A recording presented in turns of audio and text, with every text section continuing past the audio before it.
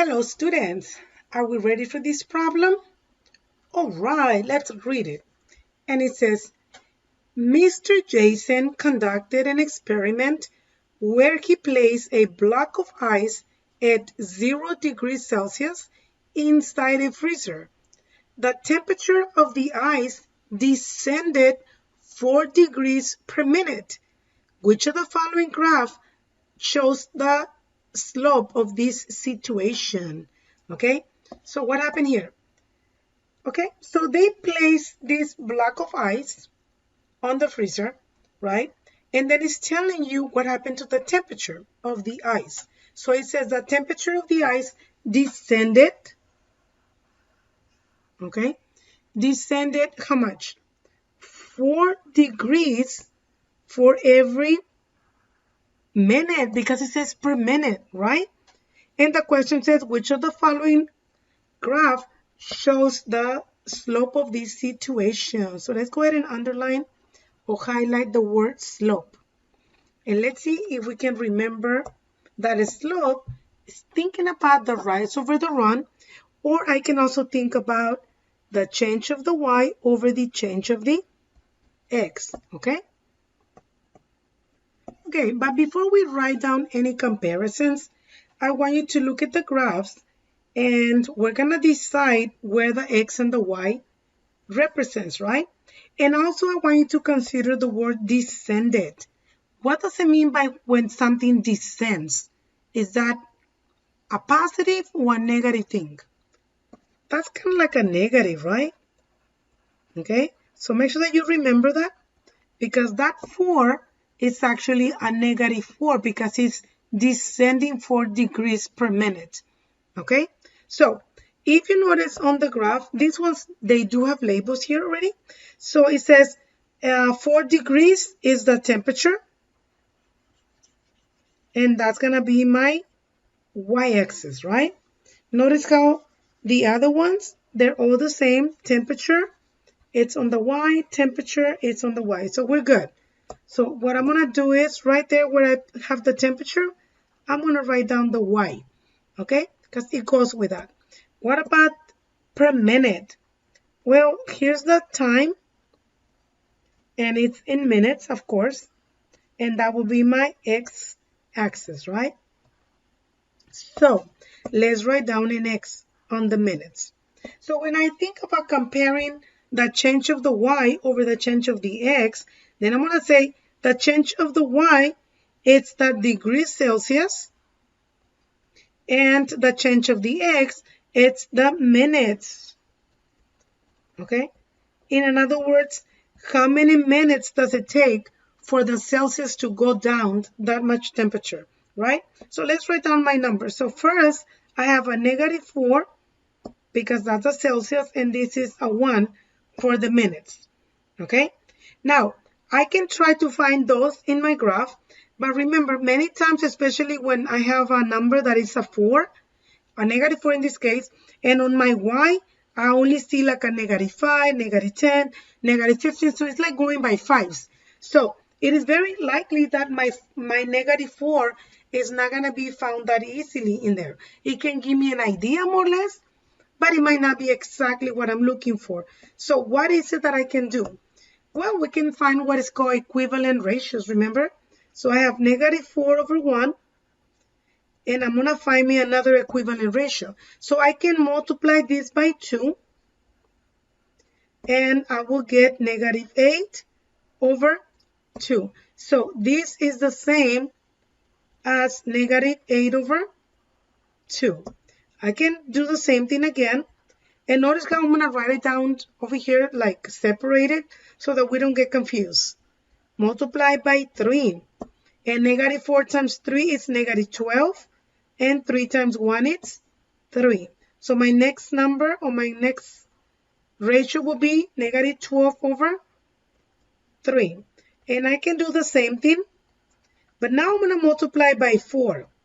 And notice how I multiply both numerator and denominator by the same number. So I get negative 16 over 4. All of those are equivalent ratios. And the next one that I'm going to do, I'm going to multiply by 5. and I will get negative 20 over 5. So all of these that you see, guys, they're all equivalent ratios. If you want to, we can write them down right here as x and y values. Okay, so if I go with x and y, remember, the numerator is going to be my y. The denominator is my x. Okay, so I can start with the first one, which is negative 4 and 1. Negative 4 is y, so x is 1 and negative 4. What's the next one? I see a 2 and a negative 8. Then 3 and a negative 12. Then I see a 4, I'm sorry, a 4 and a negative 16. And the last point that I found was here on the bottom, right? And that's a 5 and a negative 20.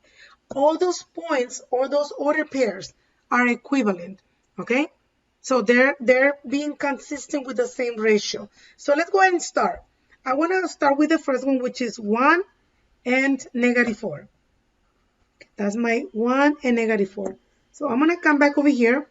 My 1 is on x, which is right here. Negative 4 is right before negative 5. So that's a little bit off from the line. So my advice is go find another one just to confirm that, whether it's good or not. Now remember, you can go and check the next one, which is 2 and 8. This is 2 and negative 8, which is somewhere in here, right? And again, it's kind of close to that, but you're not going to see a big difference unless you find like the numbers that are on the left side, which is negative 5, negative 10 on the y. So look at the y. Look at these numbers that are on the y values. The only order pair that I see that might be a good one for us to use is this one, because it has a negative 20 on the y. Does that make sense? So like I said, we can check every single one of those order pairs, but they're always gonna be kind of off because they're not exactly on the intervals that I see on the graph. But the 5 and the negative 20 is. So let's check on that one. This is 5 and negative 20 is right here. So let's go ahead and go across, come down, and I see my point kind of like off from the lines. Is that right?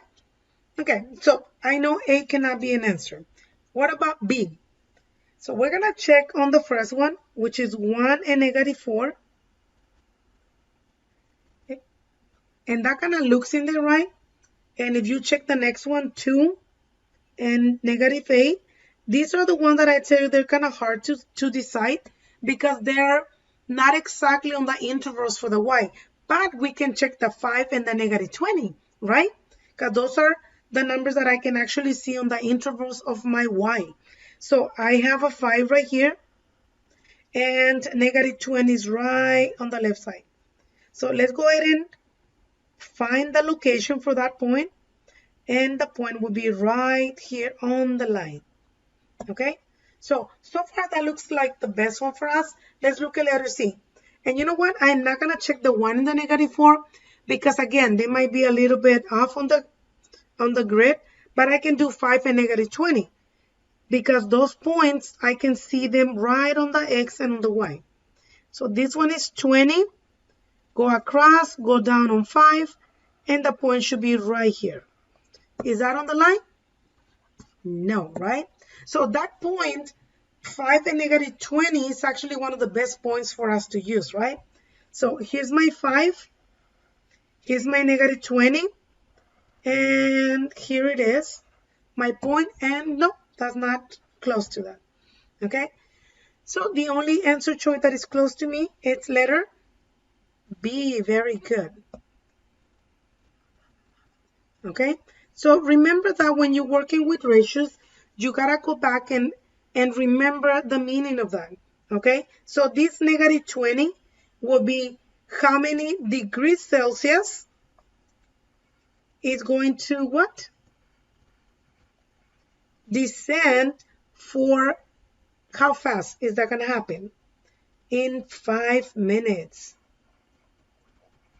Okay, That's basically what it means. So it's very important that we understand the labels that we have here.